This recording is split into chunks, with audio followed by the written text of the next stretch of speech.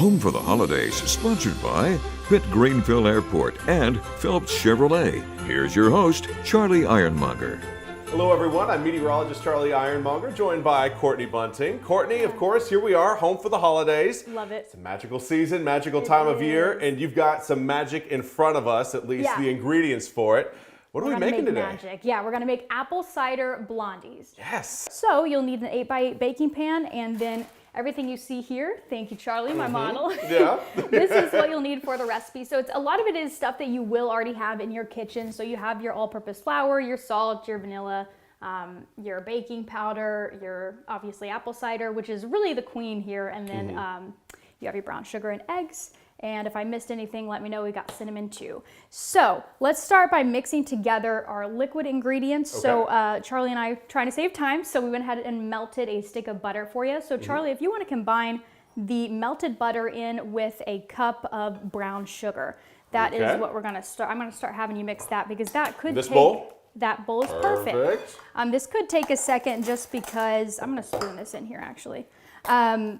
So that will take a little bit of time for you to mix just because you want to make sure. With brown sugar, it can get a little sticky. Yes, it can clump. It can by nature. Clump. Yeah.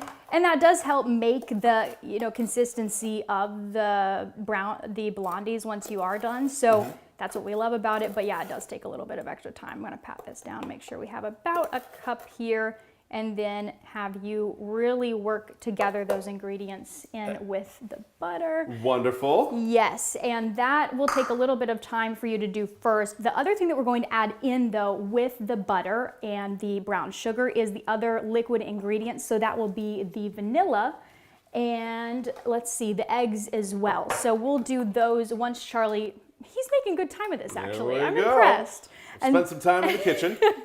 Yes, strength, right, is kind of what it takes. Determination. Make sure you're better than the brown sugar. There you go. Teach it who's boss. Yes. And then a teaspoon of vanilla is what you're going to add in along with 2 eggs. And the egg is 1 full egg and then 1 yolk. So you'll need 2 eggs, but not the white of the second egg.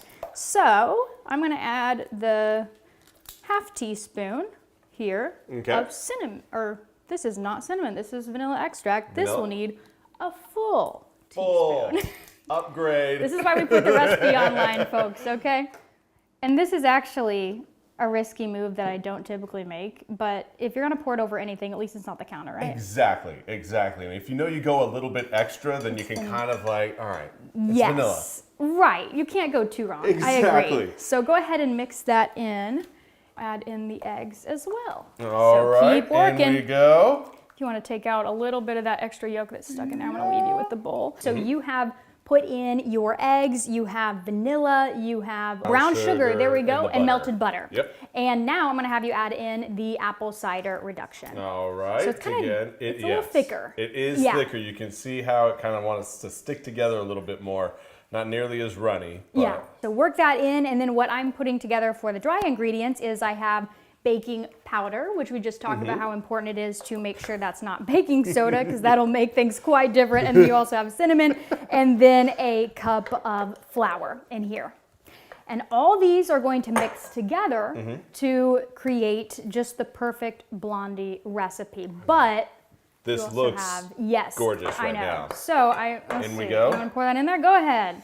I'm sure the baking experts in the world might say you should add one to the other, but they're all going together. So if it turns out poorly, then I guess we'll find out. This will be that moment. This will be the moment of realization. Where things went awry. Exactly. You can always look back on this. I know. Shoulda, woulda, coulda. It's all right. It's all sugar, right? And flour and all that other stuff. So this is going to go together. And then what really gives it that nice consistency of the sugariness. Yeah, you know what? You were reaching for it. I was going to say, if you want to go for it, it's all yours. All yours. But once that gets all combined, then you'll top that with the pretty simple. You have white sugar, and then you also have a little bit of cinnamon mixed in here. And then what you do is spread that on top of the blondie mixture, and that gives it that nice little sugary crunch to it and the appearance of, that little sugariness on top. Yeah. It's nice and kind of like flaky, holds together. Flaky is a good little word. Bit, flaky Love and it. ooey gooey. People were saying were good descriptors. It is delicious. It's one that the amount of moisture content that hangs on in that is amazing, and it just keeps it all just perfect. It doesn't crumble everywhere. Yeah, yes, I agree. And in the oven, 350 for 28 to 30 minutes, and just check on it after 28. Make sure that toothpick gets out there clean, and you're all done. Bingo. Awesome. Courtney, thank you so much. Again, looking forward to this. Make sure you can find the recipe on our website, WITN.com.